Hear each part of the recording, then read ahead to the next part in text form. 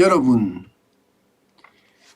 제롬 파월 연방준비제도 의장, 그러니까 중앙은행 의장이 충격적인 발언을 했습니다.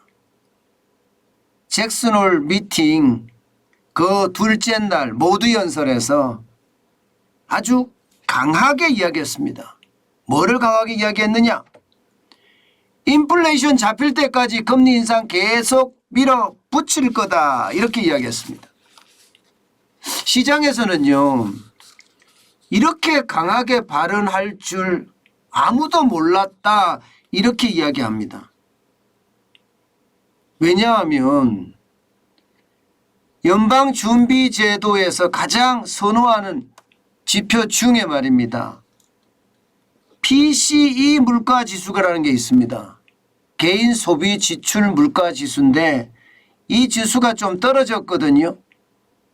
그러니까 9월에 금리 인상을 할 때 좀 천천히 가지 않겠느냐, 그렇게 예상들을 했어요.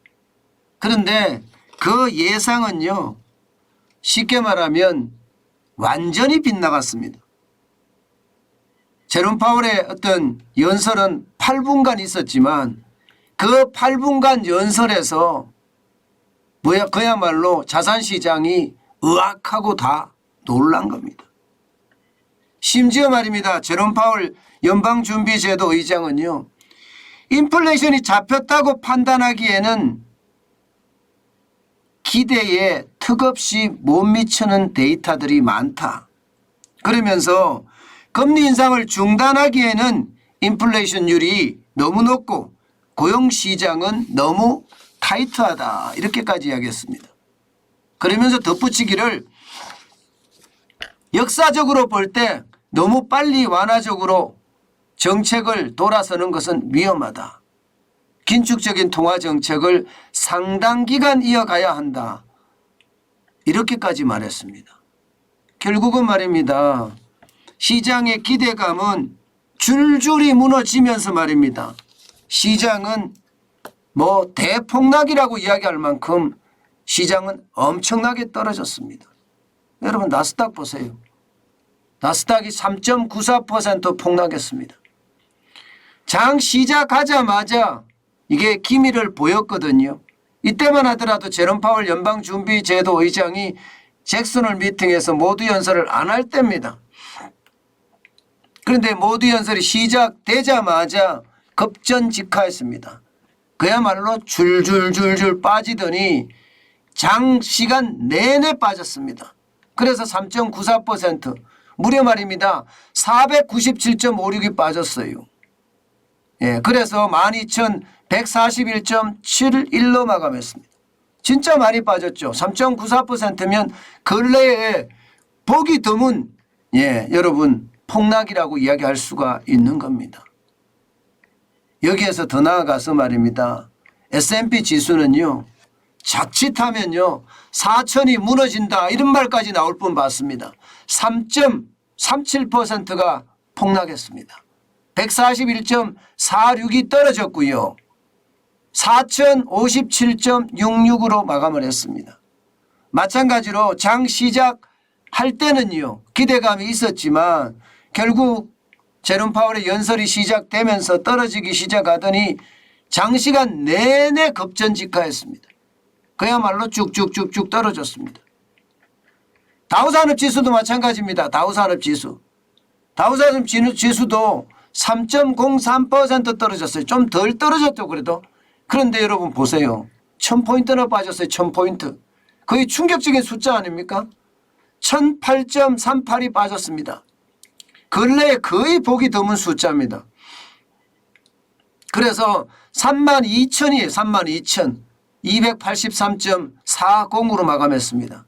폭락도 이런 폭락이 없다, 이렇게 이야기할 만큼 지금 시장은요 굉장히 놀랐습니다. 굉장히 놀랐습니다. 당연히 말입니다, 채권 가격도 다 떨어졌겠죠. 채권 가격도. 자산시장이 그야말로 경기를 일으켰다, 이렇게 얘기해도 지금 과언이 아닙니다. 실제 수익률은요, 10년 만기 국채 수익률 같은 경우는요 0.021%가 올랐습니다. 그래서 3.045%를 기록하기도 했습니다. 이게 채권은 수익률이 오르면 채권의 가격은 떨어지잖아요. 당연히 채권 가격은 지금 거의 폭락했다고 이야기할 만큼 떨어졌어요. 오늘 시장 자체가 예상했던 것보다가 엄청나게 다르게 지금 상황이 벌어졌죠. 이것은요 여러분 결국 말입니다. 제롬 파월의 어떤 이야기를 종합해 보면 9월에도 자이언트 스텝을 한다는 이야기예요. 9월에도 0.75%를 인상한다는 이야기입니다. 쉽게 말하면 지금까지 금리 인상 기조를 계속 밀고 가겠다는 겁니다. 6월 6월에도 0.75%의 자이언트 스텝, 7월에도 0.75% 금리를 올리는 자이언트 스텝을 단행을 했습니다. 근데 9월에도 0.75%를 올리는 자이언트 스텝을 단행하겠다는 의지를 굉장히 강하게 지금 보여준 겁니다. 오죽했으면 인플레이션이 잡혔다는 확신이 들 때까지 기준금리를 계속 인상하고 여기에서 더 높은 수준으로 유지해야 한다 이렇게 이야기했거든요.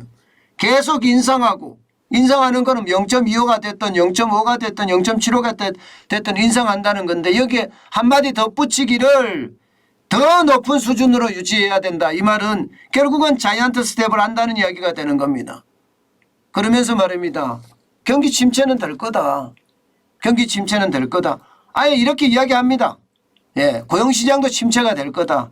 그렇지만 이 물가를 잡지 못하면 그보다 더 큰 고통이 온다.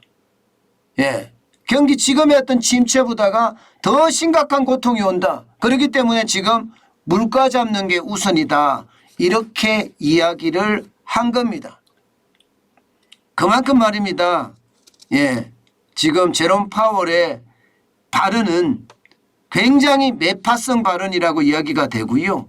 또 매파성 발언 중에서도 앞으로 금리를 강하게 올리겠다는 그런 의지를 표명한 것이라고 볼 수 있습니다. 1년 전에 미국의 인플레이션은 일시적이다 이렇게 오판했던 제롬 파월이 더 강경해졌다. 이것이 지금 현재의 어떤 모습이라 이렇게 이야기할 수가 있는 겁니다. 이렇게 되면 여러분 우리 시장은 의외로 많이 놀랄 겁니다. 우리 시장은. 왜냐하면 8월 25일 날 한국은행이 기준금리를 올릴 때 0.25%밖에 안 올렸거든요. 0.5%를 올릴 거다 그렇게 예상을 했지만 실질적으로는 0.25%. 다시 말해서 이창용 한국은행 총재는요. 물가도 중요하지만 한미 금리 역전도 중요하지만 경기를 좀 본 것 같거든요. 경기가 너무 떨어지니까 이것도 불안하다.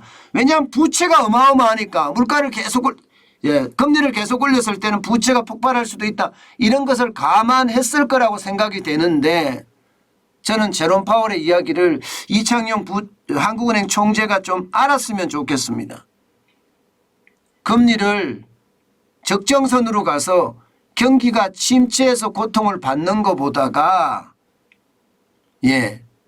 물가가 더 높이 올라가서 더 심각한 침체가 와서 고통을 받는 것이 더 힘겹다. 지금 제롬 파월은 이렇게 이야기하고 있는 겁니다. 이창용 총재도 저는 물가에 대한 걱정 반드시 해야 된다고 생각을 하거든요. 지금 윤석열 정부 입장에서는요.